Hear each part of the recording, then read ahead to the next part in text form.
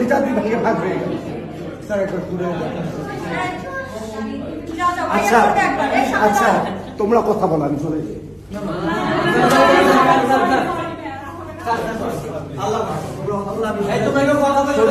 চলে যাবো।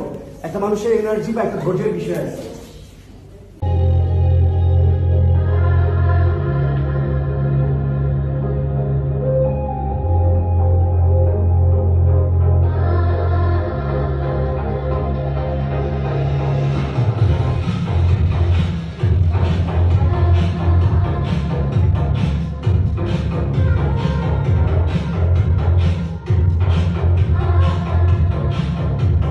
আসসালামু আলাইকুম। আপনারা এই মুহূর্তে দেখেছেন বাংলাদেশে সদস্য পুরুষ কাকে বলে। দেখেন বর্তমানে বাংলাদেশে কত সুন্দর সুন্দর সদস্য পুরুষ আছে, ওদেরকে না দিয়া এইসব হিজলা টিজলাদেরকে সদস্য পুরুষ বানাইছে। যারা এদের লোকে তাল বাহানা করতেছে ওরাও অগর মতো হিজলা আশা করি। কারণ পৃথিবীতে কিয়ামতের আলামত দেখা যাবে তাড়াতাড়ি।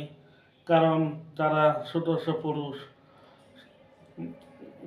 কারা আপনারা ভালো করে জানেন।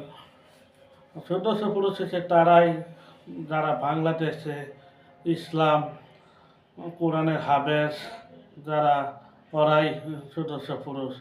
যারা মানুষের দুয়ারে দুয়ারে ইসলাম প্রচার করে, যারা বেনামাজিকে নামাজের দাওয়াত দেয়, ওরাই সে সদস্য পুরুষ, অন্য কাউ নয়।